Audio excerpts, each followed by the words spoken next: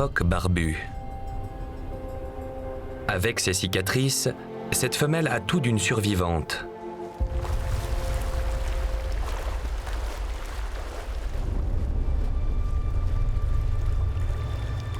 Elle ne peut pas voir l'ours arriver derrière les bancs de glace.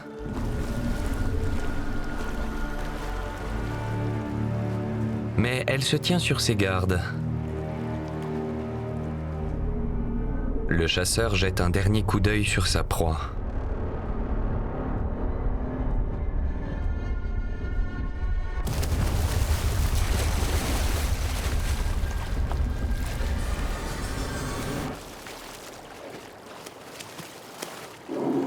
L'ours polaire consacre la moitié de son temps à chasser et reste bredouille dans 98% des cas.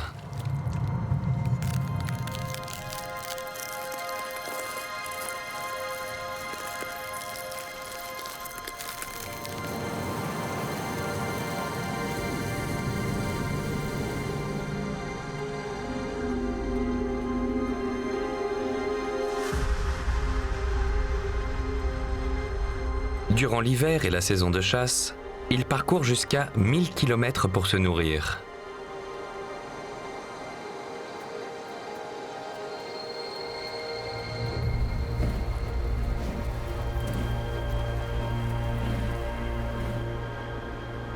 Son odorat est son plus précieux atout. Il repère l'odeur d'un phoque à 30 km à la ronde.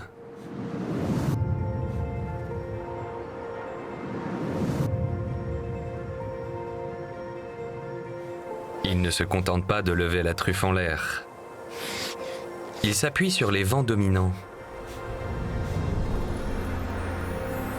Il se déplace en travers du vent pour optimiser ses chances de détecter l'odeur d'une proie.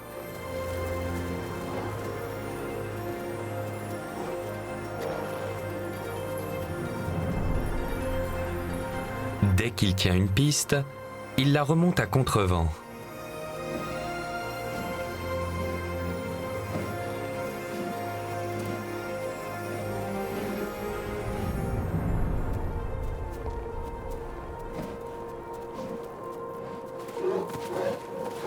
Une fois à quelques centaines de mètres du phoque, son camouflage prend toute son importance.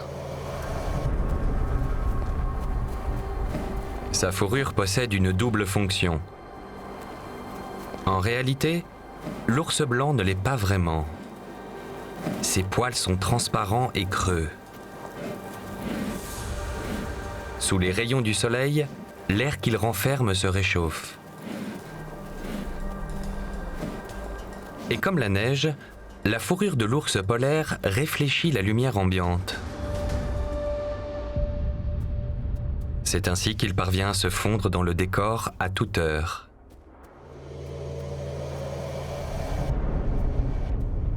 Le phoque voit bien mieux sous l'eau que sur la terre ferme. Sur la banquise, il voit 10 fois moins bien que l'être humain. Avec sa super fourrure, l'ours polaire est quasiment invisible.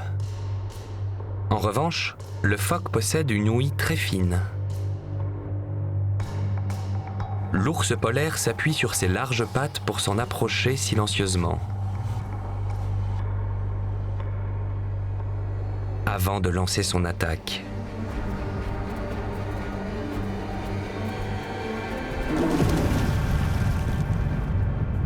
Son camouflage et sa discrétion lui rapportent une belle prise.